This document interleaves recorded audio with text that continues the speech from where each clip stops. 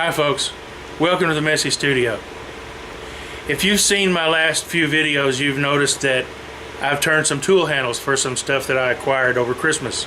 My wife bought me some really nice patience and nickels gouges, and I wanted to turn some handles for them. And I wanted a new skew. I wanted to try a good quality tool steel skew, so I found a 1-inch Robert Sorby handleless skew on Amazon for like $44. So I ordered it, and I gotta tell you, it's nice. So I'm going to talk a little bit about the Robert Sorby skew, and I'm going to talk a little bit about the Patience and Nichols or P&N tools that I got in that tool steel, and I'm going to eat a little crow. So if you're interested, keep watching, and I'm going to eat a little crow. Well folks, every now and then you discover something that humbles you, such as the case today. I don't like eating crow any better than anybody else, but I have to tell you, I gotta eat some. This Patience and Nichols spindle gouge, this is a 3/8.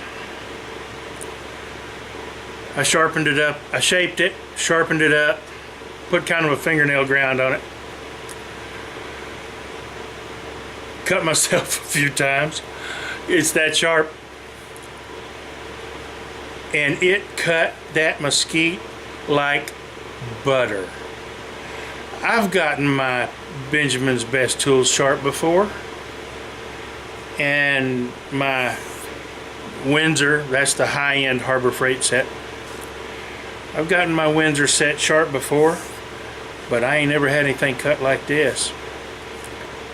If you saw my video where I made that tool handle for my Robert Sorby skew, I talked about the difference in how hard it was to shape it to Allen Lacer specifications versus my Windsor from Harbor Freight, my 1-inch Windsor. This is my Windsor. See, Windsor design. I rounded the bottom at the heel on my spindle sander.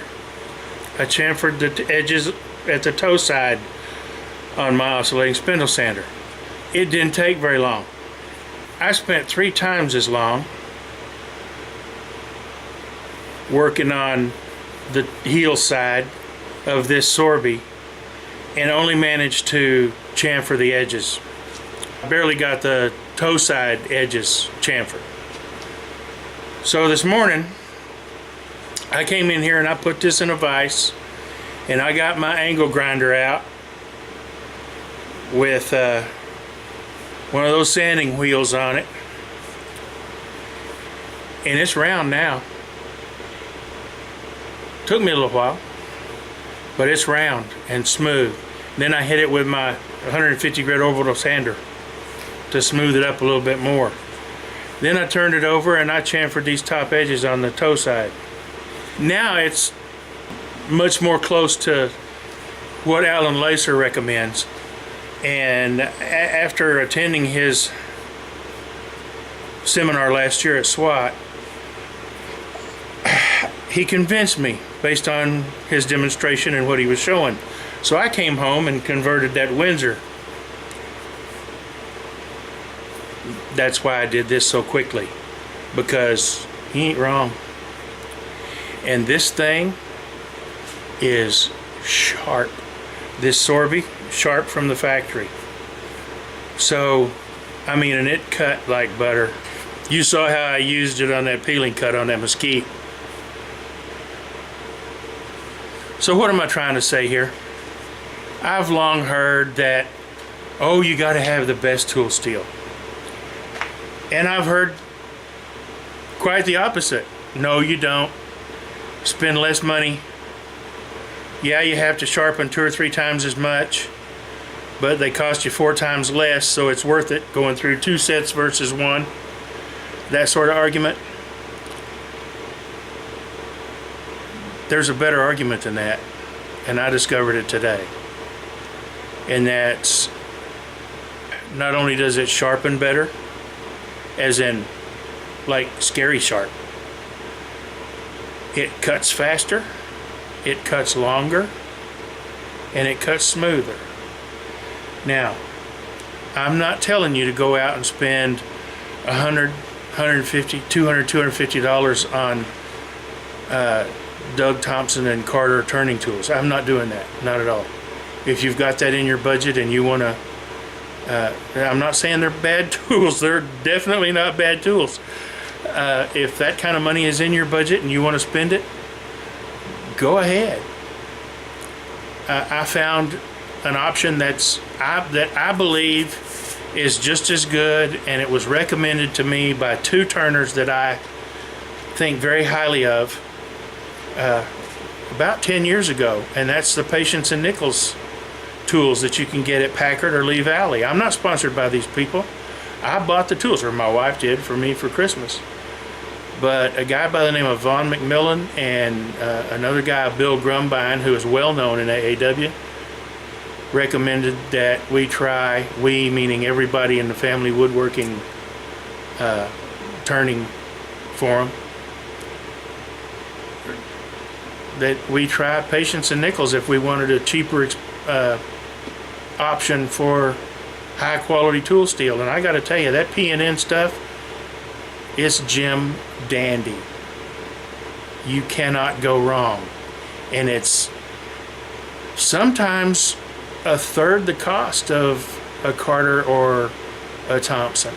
Again, I'm not taking anything away from Carter and Sons. I'm not taking anything away from Doug Thompson. He's a fine fella, makes wonderful tools. I have a Thompson, I have a piece of Thompson equipment in my arsenal. This quick release was made by Doug Thompson for Jimmy Clues, and I love this thing, man.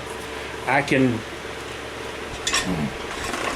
at a twist, I can go from this spindle gouge to this 3/8 or this 5/8 bowl gouge. I love it. Yeah, it cost me about as much as one of the gouges did,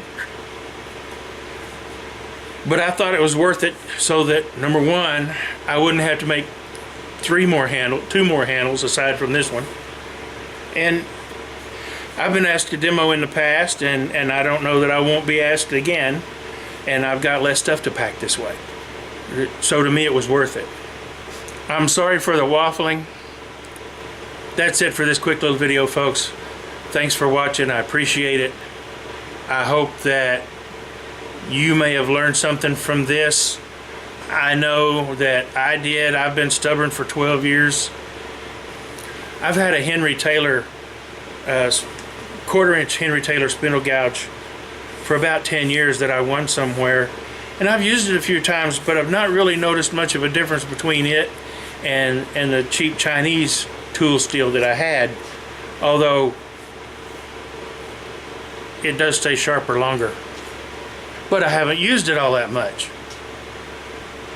What am I trying to say? So for a long time, I was of the opinion that I'd rather go through 3 sets of cheap stuff and sharpen more often for less money than one specific tool or 2 specific tools and not have to sharpen as often. I've discovered that that's faulty logic. And so I thought I would share what I have discovered with you. I hope it helps. It made a believer out of me, I'm telling you. Again, I'm not trying to convince you to go out and buy a bunch of new tools. I'm just telling you what I've learned, what my experiences were from one day in the shop. Really, one day in the shop. I hope it helps. Pardon my rambling. Thanks for watching. Please like, and please subscribe. That really will help us out. I'm trying to build this channel. I don't know if I'm going to be successful, but I'm going to keep trying. I'm doing it all on my own, not sponsored by anybody. So come back and see us. You never know what's going to happen here in the Messy Studio.